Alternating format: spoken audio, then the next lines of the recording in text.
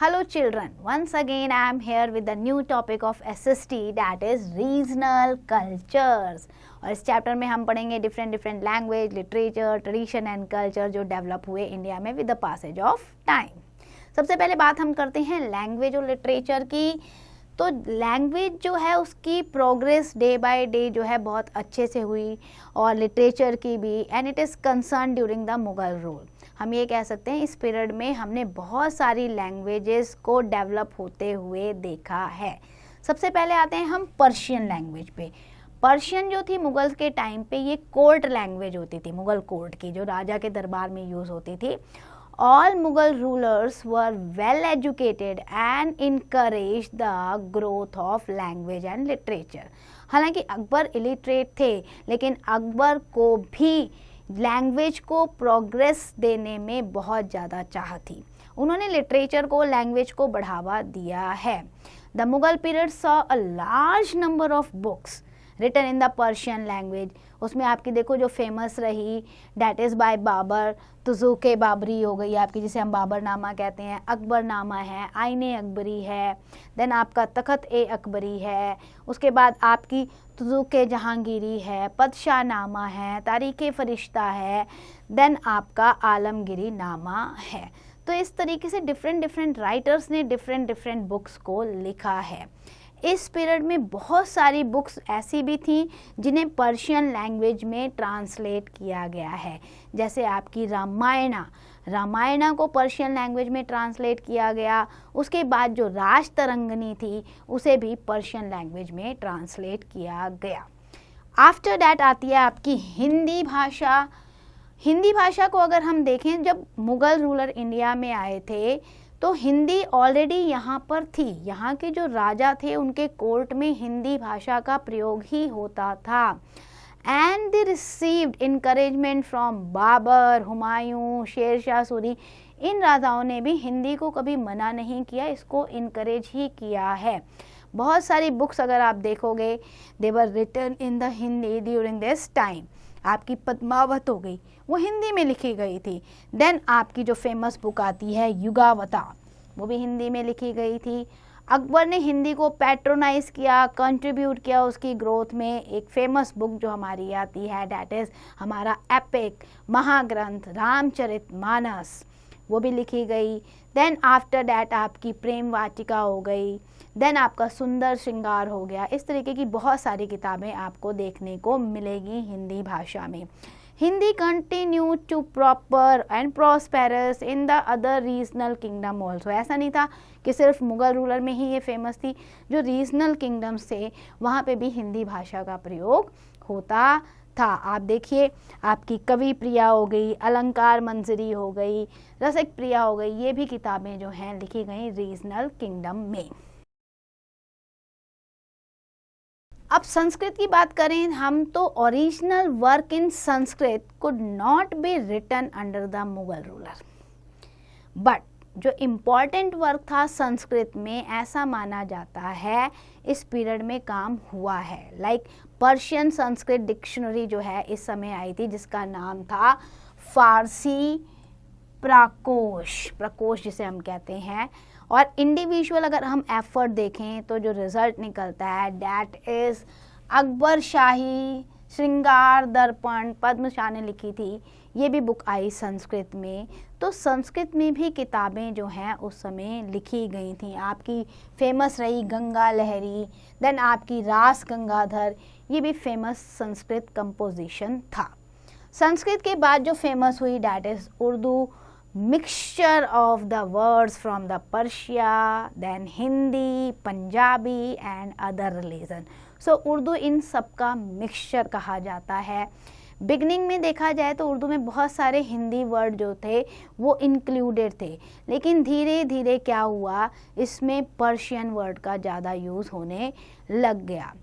इसने क्या किया, it developed the literary language during the सल्तनत। जब दिल्ली का सल्तनत पीरियड आया ना, उस समय उर्दू को बहुत ज़्यादा बढ़ावा मिला था। Delhi sultanate period when it was called as a Zaban-e Hindavi, इसको मतलब बहुत ज़्यादा यूज़ किया जा रहा था। It was popularized by the Sufi saint, वो उर्दू का प्रयोग करते थे। भक्ति सेंट जो हैं वो भी उर्दू को कई बार यूज़ कर लेते थे। बहुत सारे पोएट हो गए, गज़ल गायक हो गए, राइटर्स हो गए, उन्होंने भी उर्दू का प्रयोग किया है। लेकिन जो मोस्ट इम्पॉर्टेंट थे वो थे वाली। वाली ने इन्हें बहुत अच्छे से उर्दू के उत्कृष्ट रूप को यूज़ किया है। आपके जो फेमस उर्दू पोएट रहे आपके मिर्ज़ा गालिब, शाह नासिर, उन्होंने इस भाषा को कॉमन लोगों तक पहुंचाया है। अब चलते हैं हम रीजनल लैंग्वेजेस एंड लिटरेचर की तरफ। तो रीजनल लैंग्वेज में सबसे पहले आती है हमारी बंगाली भाषा। Bengali had begin to take its root language of common people. Medieval period में कहते हैं कि ये बहुत तेज़ी से इसे बढ़ावा मिला। चैतन्य महाप्रभु जो कि भक्ति सेंट थे, उन्होंने बंगाली को पॉपुलर किया, बंगाली लिटरेरी लैंग्वेज के रूप में आगे बढ़ी। जैसे जैसे टाइम पास होता गया, अदर सेंट्स भी बंगाली भाषा को आगे बढ़ाते गए। Some of the famous books in Bengali was the biography, like आपका ये है चैतन्य चरितमित्रा, इसको लिखा था किशन दास जी ने। उसके बाद आपकी बंगाली में आती है Chaitanya Bhagavata, Chaitanya Mangal, Ramayana, Mahabharata and Bhagavat Gita. Also it translated into the Bengali. Some women also contributed to Bengali literature. Women ने भी बहुत अच्छा योगदान दिया, जिसमें आपकी आती हैं आनंदमाई ऑफ ईस्ट बंगाल। बंगाली के बाद जो लैंग्वेज प्रोग्रेस कर रही थी वो थी Gujarati. It was also a regional language, एक पर्टिकुलर एरिया की थी। इम्पॉर्टेंट वर्क जो है गुजराती में भी लिखा गया है, डैट इज़ चित्त विचार संवाद। देन आफ्टर डैट आपका शतपथ। तो इस तरीके की किताबें गुजराती में भी आई हैं। बहुत सारी ऐसी किताबें और पोएम्स भी लिखी गई जो गॉड और गॉडेसेस पे फेमस थी। देन आपकी मराठी या भाषा आती है। भक्ति सेंट्स ने मराठी भाषा को बढ़ावा देने में बहुत बड़ा योगदान दिया है। आपके तुकाराम, एकनाथ जी, देन वामन पंडित, रामदास, श्रीधर स्वामी एक्सेट्रा, इन सब ने बहुत कंट्रीब्यूट किया मराठी लैंग्वेज की प्रोग्रेस में। आप देखिए आपका जो है हर विजया, देन आपका दसबंध, रामायणा, ये सारी किताबें जो हैं मराठी लैंग्वेज में लिखी गई हैं या ट्रांसलेट की गई हैं। अब हम चलते हैं लैंग्वेज लिटरेचर के बाद पेंटिंग पे। Painting means the fine arts. Since earliest times painting different types की जो है इंडिया में फ्लोरिश्ड हुई हैं। बहुत सारे एशिया के पार्ट से भी डिफरेंट काइंड और डिफरेंट स्टाइल की पेंटिंग इंडिया में आई, फ्यूजन भी हुआ। तो सबसे पहले बात करते हैं मुगल स्टाइल ऑफ पेंटिंग की। आप ये देख रहे हैं मिनिएचर पेंटिंग है आपकी। ये Mughal style of painting Mughal empire के टाइम पे बहुत ज़्यादा फेमस हुई थी। इवन अकबर स्टार्टेड द कारखाना, उसने एक कारखाना बनाया था जहाँ पे बहुत सारे पेंटर इकट्ठे बैठ के वर्क करते थे। ऐसा कहा जाता है that about more than 100 painters were working in his कारखाना। मिनिएचर पेंटिंग उस समय बहुत पॉपुलराइज्ड हुई थी। बुक्स वर इल्यूस्ट्रेटेड, जो बुक्स लिखी जाती थी ना उनमें भी बीच बीच में जो है पेंटिंग डालनी शुरू हो गई। बुक कवर को अच्छे से पेंट किया जाने लग गया। आपकी जो ये बाबर नामा है, अकबर नामा है, हमजान नामा है, ये इन सब में इल्यूस्ट्रेशन यानी कि मिनिएचर पेंटिंग को बहुत अच्छे से दर्शाया गया है। So this style of painting declined when Aurangzeb drove out of the painter. जब उसने कारखाने बंद करा दिए, सारे पेंटर्स को भगा दिया, तो ये मिनिएचर पेंटिंग ख़त्म हो गई। इसके बाद आती है आपकी राजस्थानी स्टाइल ऑफ पेंटिंग। नाम से पता चल रहा है राजपूतों की, राजस्थान की है, ये पॉपुलर रही होगी उस समय राजस्थान में और उसके आसपास के एरिया में। इस पे भी अगर हम देखें तो थोड़ा सा मुगल स्टाइल का इन्फ्लुएंस आपको नज़र आता है, लेकिन इसमें डिफरेंट कलर, डिफरेंट टॉपिक्स को यूज़ किया जाता था। जो टॉपिक्स इसमें सबसे ज़्यादा लिए जाते थे वो रॉयल फैमिली मेंबर्स हो गए, उनके हाउस होल्ड हो गए, उनके सीन को दिखाना, या लोग जंगलों में घूम रहे हैं जंगल के सीन को दिखाना, या कोई माइथोलॉजिकल कैरेक्टर है उसको दिखाना। सो इस तरीके के सीन, और सबसे ज़्यादा जो फेमस हुए कृष्णा के सीन, लॉर्ड कृष्णा जो हैं उनकी पेंटिंग सबसे ज़्यादा फेमस हुई इस राजस्थानी स्टाइल में। Then Kangra school of painting की बात करें तो ये हिमाचल प्रदेश में डेवलप हुई, उत्तराखंड में डेवलप हुई 18th सेंचुरी में, 19th सेंचुरी में। जो most important topic Kangra school of painting में लिए गए, उसमें भी लाइफ ऑफ कृष्णा के सीन्स को दिखाया गया, बहुत सारी स्टोरीज दिखाएंगी। गीत गोविंदा जो थी, that was the elaborately painted at that time in Kangra school. Music की अगर हम बात करें बेटा, तो arrival of Muslim in India saw the blend of culture and music could not remain untouched by it.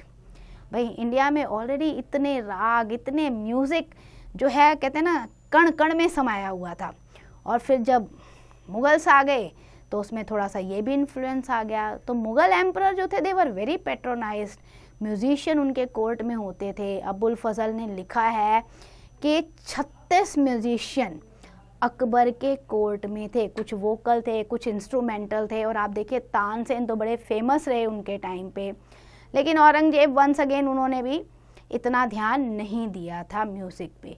But music developed in the regional kingdom, like आपका जौनपुर है, ग्वालियर है, कश्मीर, गुजरात, मालवा, यहाँ पे डेवलप हुआ था इंस्ट्रूमेंटल भी और वोकल भी।